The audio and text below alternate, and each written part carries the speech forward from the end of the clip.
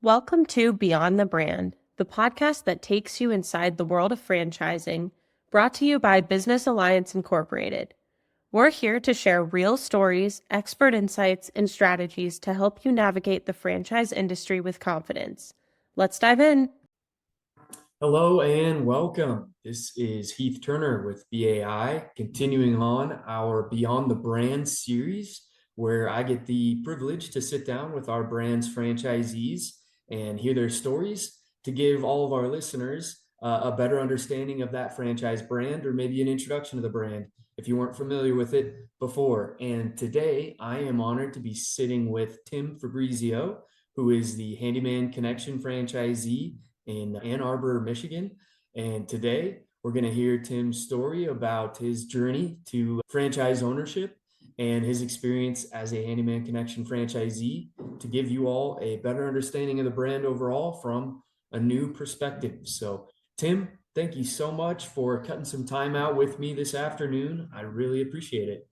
Sure thing, Heath. Happy to be here. Yeah, I like to kick off these conversations just getting to know a little bit more about you. So I'm just curious, before becoming a Handyman Connection franchisee, what did you do professionally? Yeah, so I background is in corporate America. I worked for several companies that really do outsourcing for some of the large companies you've heard, Fortune 500 companies. And Hmm. what that means is we would handle a lot of the back office type work, a lot of the customer service, call center type activities. I spent pretty much my entire career doing that, right? Starting even as a phone agent myself. Hmm. Then ended up managing large operations and looking at some of the merger and acquisitions associated with companies that my company would buy and integrate those. But a Okay. pretty big background in terms of the business side of running businesses and what it took, which kind of led me here. Yeah. So what went on that made you want to look at doing something for your own, like going into the franchise ownership or just more widely the entrepreneurship space? Yeah, so that's a really good question that I'll say struggled with, but really it was an opportunity for the past, I would say 10 years. I've always thought what would it be like to own my own business? Never like really thought, oh, let's go do this. I would say probably about 3 years ago is when it's really, so I managed large operations where I had responsible for the customer's performance operationally, client management, the financials, the full P&L. Hmm. And then 3 years ago is when I started getting more into looking at acquisitions and being a part of the team that would say, should we buy this company? And it was looking at client contracts, the financials, the organization, the performance reviews they had with their clients. And Heath, I just said, I've thought about my own business. I feel like I've done a lot of the analysis on buying a business. Why don't I just go do this? So that really led me to say, okay, I'm gonna take a more serious look at this. And I started with Biz Buy Sell and started looking for Okay. businesses. And that's how Yeah. it all started. And so were you thinking franchise out of the gate or really open to all options? It was not. I wasn't discounting it or Uh-huh. considering it, but I primarily was looking for an existing operating business, one that, I could buy the experience, frankly, of the business, learn from the owner and the team that was there. Yeah. And as I got into that, I learned I always knew what franchising was, but then really started understanding what it was about. Starting to talk to some companies, and it's like, what's this FDD and all that other stuff. So then I was like, okay, there's obviously some serious advantages to Mhm. being a part of the franchise system. So that, yeah, then I looked at several. Okay. And when you became a franchisee, did you purchase a Handyman Connection resale? I did. Yes. Okay. Yep. Excellent. So what did you Yeah. see in this opportunity that really piqued your interest? So existing business had an operator in place who's been here almost since day one. Like he was one of Mhm. the first craftsmen out in the field doing work and moved into an office role 5 or so years later and had been in that role for 4 or 5 years.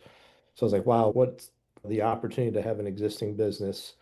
I was looking, Heath, mostly for what kind of businesses had recurring revenue, were pretty recession proof, pandemic proof. This was deemed an essential business during COVID. Yeah. Just all the really good things about some of those home services that you'd like to have. I was like, wow. And I got an existing operation, 10 years in business, It just, and then the franchise network behind it, which I was learning more and more about franchising and period. And it's 15 minutes from my house. I was like, it's like I hit a home run like in the first 3 weeks. I started looking for an opportunity like this. Yeah, absolutely. This is so interesting. To be honest with you, I've done 100+ of these interviews. I've never spoken with a franchisee who bought a resale. So Oh, I'm excited to hear what this yeah. experience is like. One thing I like to ask a lot of franchisees is what skills you had going into it that you think helped you the most as a new franchisee. So, in that same breath, what skills did you have from that merger and acquisition background and all the corporate experience do you think helped you go into an existing business and take over like that? Excellent question. I knew that I was prepared to manage an operation that was already in existence just because I'd done that for years. Mhm. They were quite large operations and they were international. So I had employees in many countries, including the US, of course, but other countries as well. And just the ability to be able to manage across diverse cultures, time zones, all of that, that's not going to be as much of an issue because this is a local business, right? Just 15, 20 miles around Ann Arbor, Michigan, basically. But being able to do that in a remote type capacity with all those individuals, understanding the financials, the right levers to pull. I knew that one of my earlier mentors said, it's not the nature of the business, it's people, it's managing, it's relationships, it's hiring the right attitude. It's those things that matter because you can learn any business, right? Yeah, yeah. And in that world that I was in, I've had multiple customers in healthcare, telecommunications, automotive, six, seven, eight different industries. And that's more evidence and validation that you could learn any business. It was Mhm. about how you hire and manage support, build systems, and all those things. And I was just really excited that a lot of that was already going to be built with a 10-year-old company and in a franchise system. I just felt like the skill set to be able to learn that business is would be pretty easy in comparison to some of the work it does take to start a new franchise, right? Yeah, absolutely. That makes sense how those skills would translate over. And then on the opposite side of that, what was your biggest learning curve when you started this journey with Handyman Connection? And whether that's the learning curve of, learning the ropes from the old owner, or more so just overall, what threw you for a loop a little bit more with this business that you leaned on corporate support for? Marketing. So Okay. I had an answer for you right away. I was ready for that because It's a common one. it's funny, the general manager that's here, I've been here for years. First thing I asked him about a week before I officially took over is, what do you want to do different? What do you need help with? Where can I focus on? He said, marketing. I don't have a lot of background in marketing. I said, you and me both, brother, which I enjoyed. I didn't realize I would, but everything I did in that other business, while I would be a part of the sales process, we'd have clients come in, we'd be a part of the sales presentations. They come visit my facilities that we operated in. That's still me and my element of operations. Yeah. It's not the sales portion of it. How do we attract new customers? All that. So did not have experience there. And so that's immediately where I relied on the franchisor. So here we are, a 10-year-old company. And I said, treat me like I'm brand new and put me through a brand new marketing program. That's the Okay. very first thing we did with the people in charge of marketing here. Yeah. Yeah, learned quite a bit doing that, and that was super helpful. Excellent. What were the biggest pieces of support you got from corporate that helped you the most with marketing? Was it just a blueprint to follow? Was it coaching along the blueprint?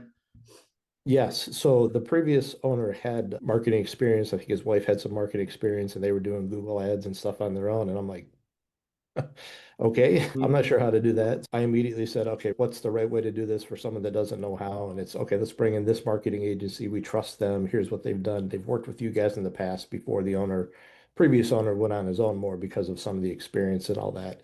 And it fit for him and it made perfect sense. So it was really that. And then, yes, they laid out the blueprint of, all right, let's take this from how many leads do we want to generate, right? How many to support your business based off sales?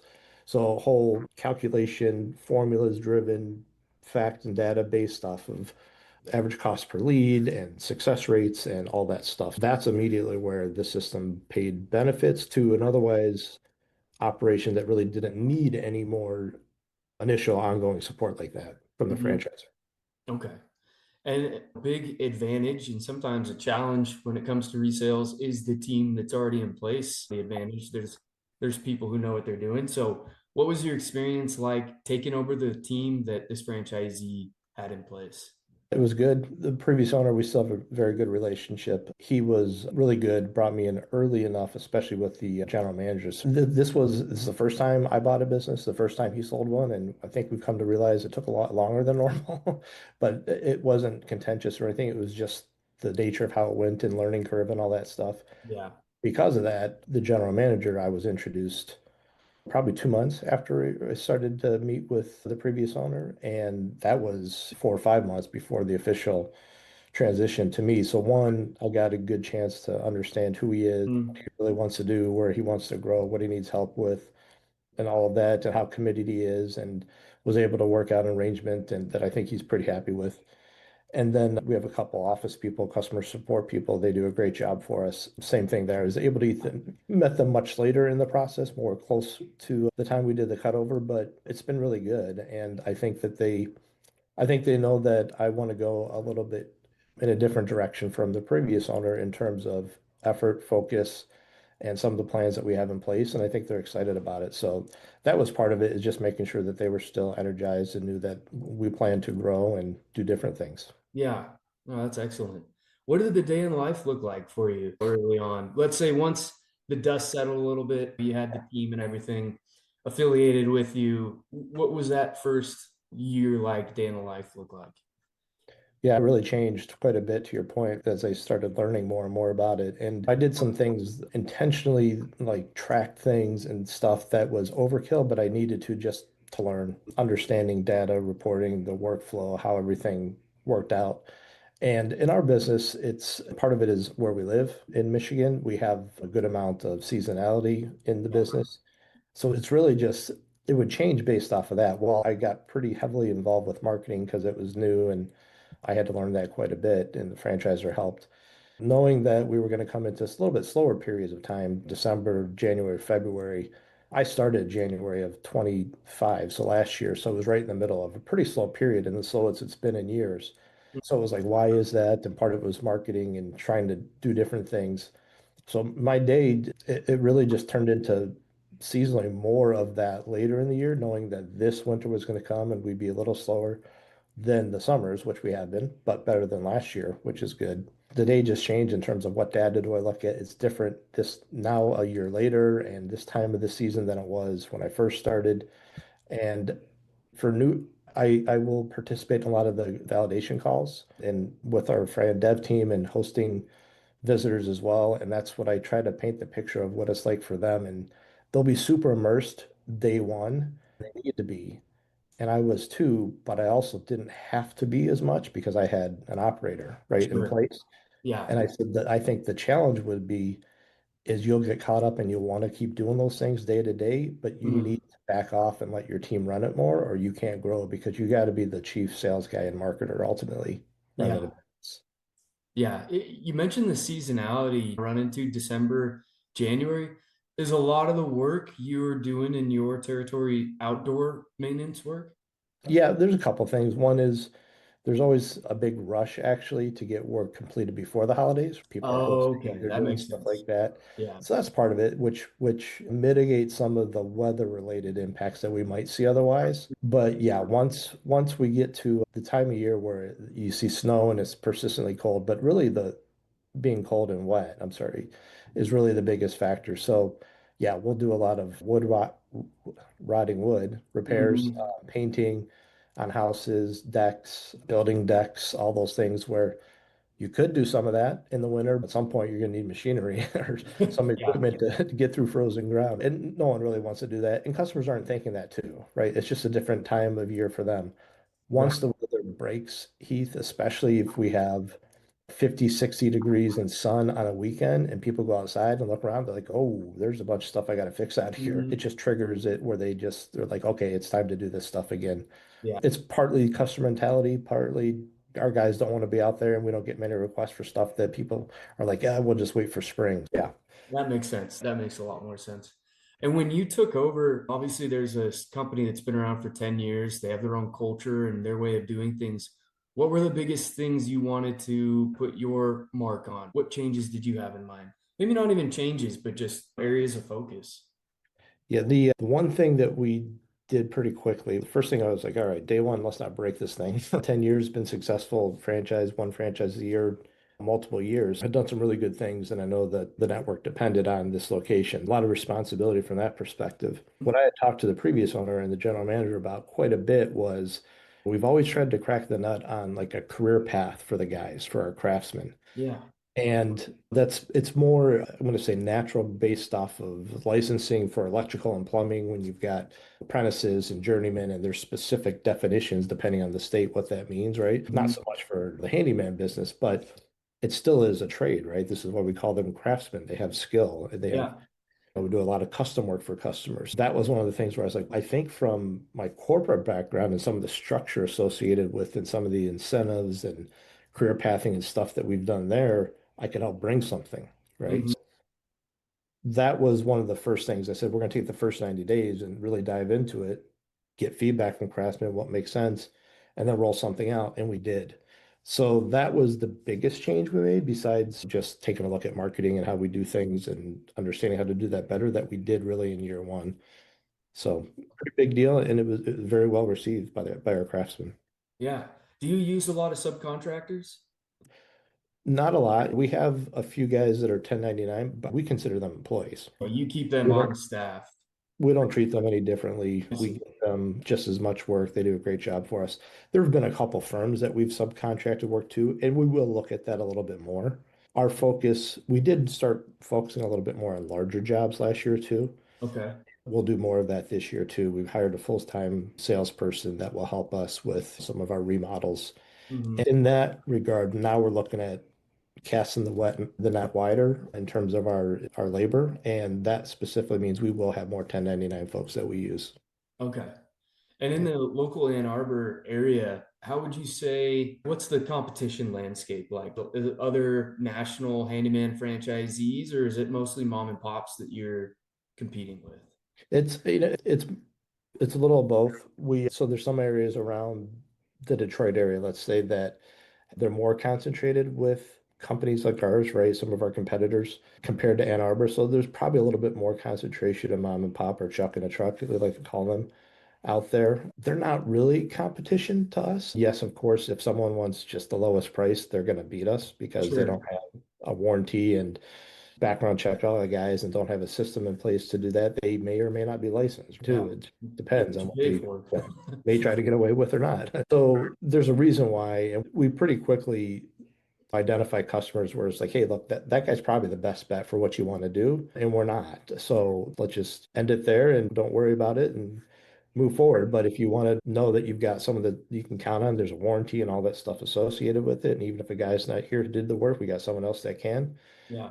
So I don't really consider them competition. It's as long as we get our guys out there, I know we're hiring good guys. I know our compensation plan is good. We've had a lot of people we've interviewed that have said, wow, I've never seen something like that before. And that puts us in a position where we can be more selective in which who we hire. Yeah, Means we're absolutely. going to have guys out there that are going to do better, that are going to represent us and the brand better. We'll be just more successful. And I don't want to compete on price. I want to compete on value ultimately. So I think that's the way we're doing it. Yeah. Well, and it makes sense too, because people catch on to those things pretty quick. Like I'll pay a little bit more to know that things are done professionally and Yeah. there isn't a active felon walking around in my house or Right, something. right, right. Yep. Absolutely. Where is the business at today? How many different technicians or craftsmen do you have on staff, and what all are all the areas they cover? Yeah, you know what? This is not an easy question to answer. Here's why I say that. One of Okay. the one of our differentiators is we tell guys that we operate a traditional model in which our craftsmen, for the most part, quote their own work. So they come up with the pricing.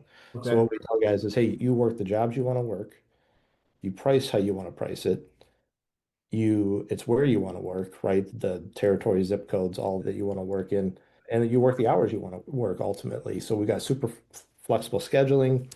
A lot of these guys, a lot of our best guys have owned businesses in the past, and they don't want to do that part of it anymore. Yeah.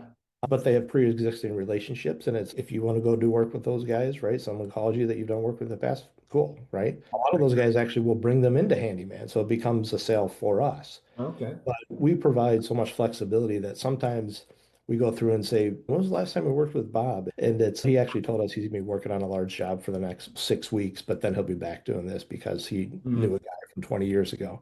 yeah. So long story short, I know I just gave you a long answer there. No, that makes a lot of sense. We have over 20 guys that we work with on a regular basis. I would say 12 to 15 we would consider full-time, Okay. pretty much get the work exclusively from us.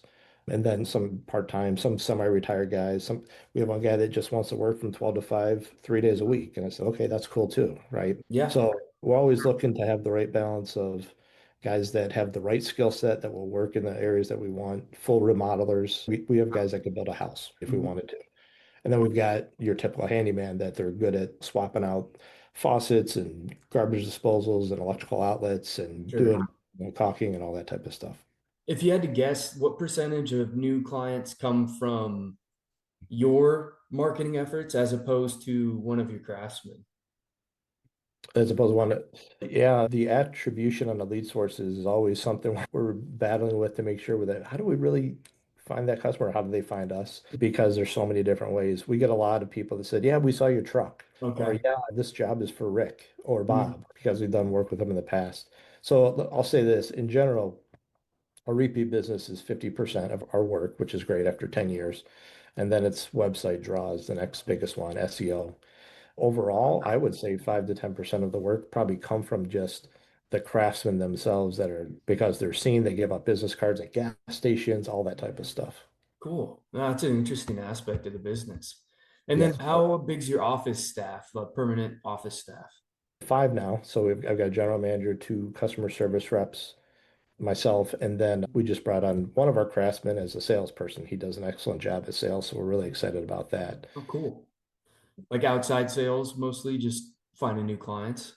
Yeah, they'll be mostly the same type of leads that we bring in, but it'll be focused on some of the big jobs that Okay. he brings a skill set that helps us. He's so good at sales that he will walk customers through the process of how he will use some software he owns on his own to do some designs, some CAD type designs and things like Wow. that that we generally don't have available in our system unless we go and look for that ourselves. But so we'll have him probably join some BNI groups and stuff like that too to go look for additional work. But Yeah. a lot of it's going to be the opportunities that we get today that we'll be better at winning larger jobs because it'll be a better process Oh, associated with it. what an asset. That's Yeah. excellent. Yeah. Very good. And where would you like the business to be in 5 years? Is there a plan to expand the territory or really just continue to fulfill the territory you have? Both want to grow, right? This business declined a little bit before I bought it. Part of that was because the previous owner was focused on another business that he had. That's natural. So this past year, we stabilized and grew a little bit. Now our plans are to grow, get back to where we were just 2, 3 years ago. Okay.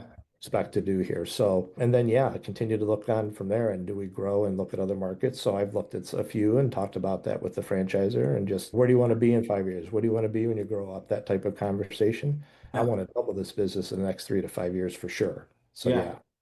Awesome. I love the vision. And then thinking back when you were still in those corporate roles and thinking about owning your own business, the main reasons you made that leap, we call it knowing your why. That's what we call it within the AI and in the franchise Yeah. sales landscape. Those core reasons driving you to make that decision.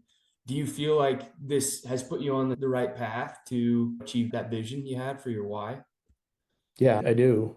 And we didn't even get into some of those, but the space that I was in before, there was definitely going to be AI disruption. So Oh, everyone yeah. knew that was coming. Everyone probably thinks that about most of the jobs. But so that was one of the reasons why I was like, I've always thought about this. I know I have the background to do this. And heck, I've been managing buying businesses now or part of that process. So I was like, now's the time to do it. And who knows what that job would look like in a few years just based off of AI. Yeah. The other thing too that I haven't mentioned yet too is I've got children. One's in college, so she's a sophomore, and my son's a sophomore in high school. I, it was easy 10 years ago. It was easy when I went to college. Okay, you go to college, you get a good job. who knows what it's going to be like now? Yeah. So I've talked about there's other options besides college, right? That doesn't mean there's not, it doesn't mean it isn't a good option for people. It's just, I think you got to be more specific and deliberate with what you do now. Yeah. And I got to the point where I was like, I keep telling them there's other options. I was like, I got to show them too. So that is actually one of the big whys we obviously haven't discussed here that mattered to me is no, go do it for yourself. Take control, take ownership, and don't just wait for things to happen. I love that. That's awesome. I'm glad we got to touch on that because I think that's an important lesson for sure. And I hear that more and more is franchisees wanting to set an example, one, and then also build something they can bring their kids into and teach them entrepreneurship and leave that kind of legacy. Exactly. And Yeah. Heath, I'll tell you, my wife went from the what are you talking about? You're going to go do this, right? You're going to buy a business. You're going to do this Uh, to not only at first kind of not wanting me to do it, but saying she didn't want to have anything to do with it to now yeah. she's telling me more about this thing. And she's, how did you do this? And what does that process look like? And she's Uh, like, maybe one day we'll work together on this. I was like, that's a pretty big change. So yes, that's a huge part of the why is can this be something that we set up for family and generational wealth and ownership? I love it. That's awesome. I just have one last question, Tim, and then I'll let you get on with your day. But as I mentioned, we're a franchise consulting Mhm. company, a network of brokers across the US that work with people kind of like you a couple years ago, starting to think about owning their own business and they show them opportunities. And Handyman Connection is one of our really valued partners. If you put yourself in the shoes of one of our brokers and you're going to present Handyman Connection to a candidate thinking about buying a franchise, knowing everything you know from your experience, how would you present this opportunity? What would be the key highlights you want to tell our brokers? Hey, don't forget to mention this about the brand to your candidate. I guess there's two big categories I'd put that in. One is the nature of the work and what we do, right? Mhm. That's just, I looked at several brands, franchisers, and some were very specific. Like they dealt with garage floors or remediation or roofing or whatever it is. But Handyman touches all of it, Yeah. really, to a large degree. And maybe Right. we won't go as deep into some of those specialties, but just the diverse nature of what you could do to help someone with their home. This is why we want to be our customers first and really one-stop shop for all their repairs. Yeah. And for me, that means even if we're not the right solution, they still call us because they trust us. And we're like, you know what? You need to call these guys. They're experts at this. They'll do a better job than we will. You'll be happier. Yeah. People remember that.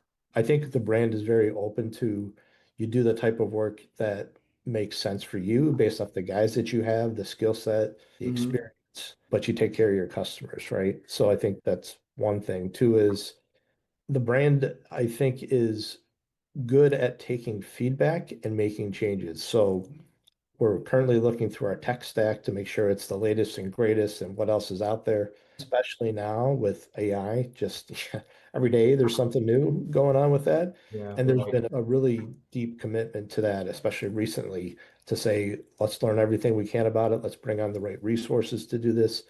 AI is not going to replace the handyman business, but I do think it will replace businesses that don't use it to help themselves or That's a help their customers. great way to put it. Yeah. Yeah, so I see a lot of willingness to jump in front of that from the brand. Mhm. Revising the training based off feedback is like, hey, we got to take this up a notch. Let's how do we do this? Let's get more sales training. So one of the values is continuous improvement, and there's been a lot of evidence that's exactly what's happening here. Excellent. Great. And it's got to be nice, you alluded to it, being able to be a company that doesn't have to tell customers no, or very rarely you have to tell them, no, we can't help you with that, or we can't connect with the right person because you have that wide of an offering. It's not too niche. Excellent. All right, Yeah, Tim, this was a pleasure hearing your story and meeting you face to face for the first time. So thank you so yeah, much for sharing this journey. And I'm really excited to share this with the rest of our network and anyone who might stumble upon it. So thanks so much for the conversation. yeah. You bet it was fun. Thanks, Heath. Take All care. right, take care. That's a wrap on this episode of Beyond the Brand, brought to you by Business Alliance Incorporated. If you enjoyed today's conversation, be sure to subscribe and stay connected for more insights on franchising success. Until next time.